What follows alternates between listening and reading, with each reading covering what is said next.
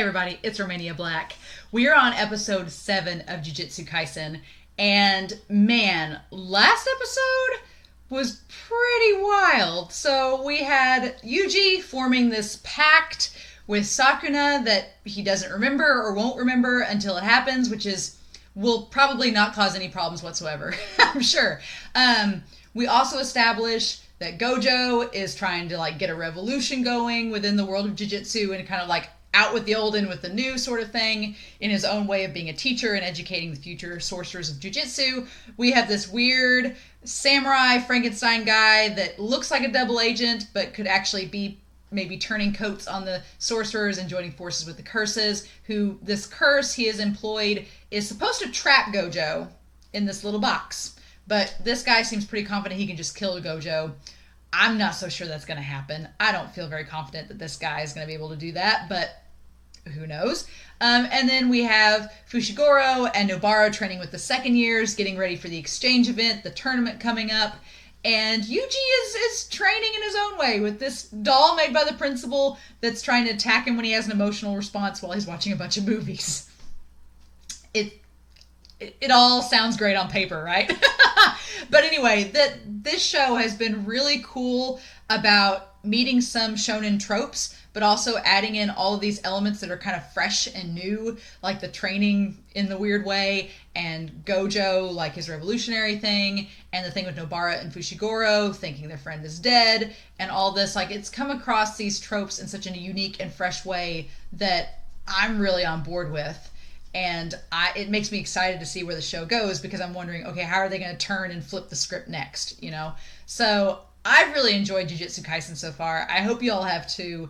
I'm really excited about this episode. I don't know anything about it except my brother was like, back when I started the show, I was like, okay, I'm going to start watching these episodes. He's like, wait till you get to episode 7. And I was like, And I was like, don't you spoil me. And he's like, okay, I won't tell you anymore. And then he sulked away. So I try to keep my brother on a tight leash. I'm like, do not spoil me about anything. And he'd just be like, episode 7. And I was like, stop it. Because I don't want to go in with any expectations. But that's all I said, was that he was on episode 7 at the time when I started watching this and was like, you need to watch it.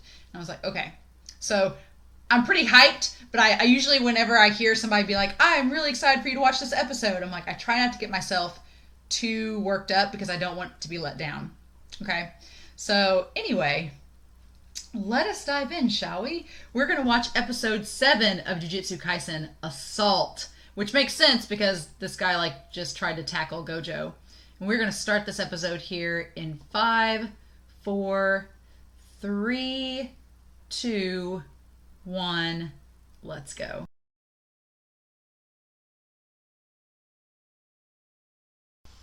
This show has been anything but boring.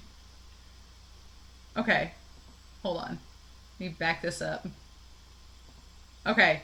I want to go back and look at what the Hanami guy said. I've got the sound off. Okay. Whoa! This episode! This show just gets more and more intriguing with each episode. The more we learn about this world and about these jujutsu sorcerers and about these curses, it's sucking you into it, and I am all for it. The Gojou supremacy is really all. I'm like, okay, I get the hype. I get it. Because sometimes the characters that are supposedly powerful, you're like, everybody's hyping him up, come on. But Gojou?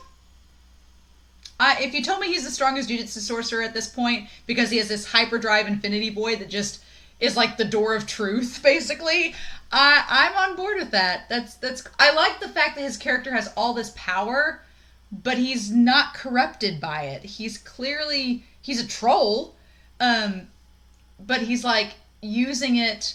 He wants to use it to start a revolution, but he knows, rightfully so, that you can't just go up and kill everybody. It's just the cycle's just gonna keep going. So he's trying to find a different way with it. But he reminds me of so many mentor characters in the past, but all the best aspects of them put together to make this amazing character. I was getting such Urahara vibes from Bleach, and Shigure from Fruits Baskets, and Kaiji from Run with the Wind. All of these mentor figures put into and he had that creepy moment where he looked at is it Jogo was the volcano curse.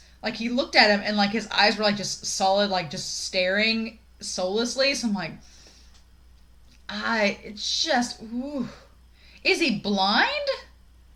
I'm sure some of you are commenting down below like, duh. But I get that maybe that's why he's blindfolded, because he's blind, but because he was just kind of staring ahead aimlessly. But, oh, what a cool character. What a cool character and cool power. And I like that he's like, okay, Yuji, I'm going to show you the ropes. I'm going to teach you things. Let me go back, because that one curse is really fascinating. The one that sprouts flowers. And I love the fact that his flowers, like his power is to like make you lose the will to fight. Like that's such a weird curse. Such a crazy curse moment, right? Okay, so yeah, the samurai guy says, I don't know if you guys have those kind of emotions. And okay, I was last episode that we saw him in, I was like, it seemed like he was speaking in another language, but he was speaking backwards. So, which kind of makes sense with his power, because his power you would think would be this something that would cause violence, but it kind of does the opposite. It makes you not want to be violent, which is a kind of something that can easily be used to throw your enemy off so that someone else can attack. That's a really cool power. So he says, we're the true humans after all. Ah, interesting. This idea that these curses believe that they're the pure ones, they're the true humanity, is very interesting. And then we get this guy at the end here with in this paradise realm with the Cloud Giant book and all the stitches, which I'm just going to go ahead and throw this out there because it's interesting. This guy looks all stitched up looking at him. Like he looks like he's just combobulated from a bunch of different parts put together. He's got like two different eyes, and they're not just different colors, they're like totally different eyeballs. And then we have this samurai that looks like Frankenstein. So I'm like, I feel like that's connected somehow. Like I feel like did this guy like stitch together the samurai? Did he like take a jujutsu sorcerer and like Frankenstein him and make him into this whatever he is now? Because he gives off the pretty characters in this show give off creepy vibes, and that's what this guy looks kind of like, pretty boyish, and it's creepy. And Gojou has this like moment where he's just looking really beautiful but creepy too. So so interesting. So the special grades have the ability to speak, and there's curses with intelligence that aren't registered and known by the jujutsu sorcerers. Yuji's been doing real good with his training, so Gojou's like, let's step it up. Now you're going to fight me and keep watching movies to get you ready for the exchange event, which he's obviously going to tell Yuji about. Yeah, everybody's training. This idea of them trying to capture Gojou, which clearly, yeah, Gojou, if anybody's going to keep our antagonists from hurting our first-year jujutsu sorcerers, it's Gojou. So they're clearly out to just seal him away and get him out of the picture for a while. And I think it's interesting that he wanted to show Yuji domains, because I think he's on to the fact that Sakuna is potentially going to take over at some point, and Yuji's not going to be able to stop him. So he's like, okay, you need to learn infinite domain, and you need to learn this domain and get that technique out there so that Sakuna can perhaps use it and it be beneficial. But, man, that was a good episode. I'm glad my brother didn't spoil it, but I get why he was like, you need to watch episode 7. I get it. This has been my favorite episode so far. It's just, man, setting up our characters even further. And in the preview, it seems like we get the character with the gun. We get at least one or two other new characters, which I'm assuming are going to be...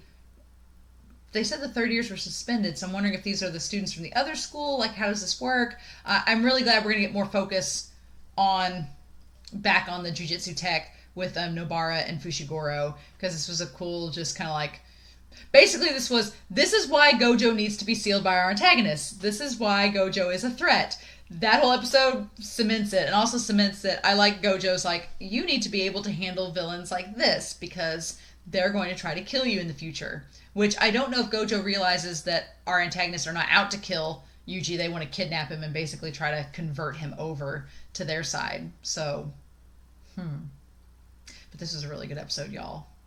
really good. I hope you all enjoyed this episode too. Please feel free to comment down below. Please no spoilers. I'm so glad my brother didn't spoil me on this because this was just so good. But until next time, next episode is called Boredom, but all this stuff is happening. So I'm like, huh? Again, this show just subverting the tropes and handling things in such a cool way. I'm all about it. But I hope you all had a great time watching this reaction. Please feel free to comment down below. But in the meantime, have a wonderful week. Stay safe. And I'll be back next week with more Jujutsu Kaisen. Bye.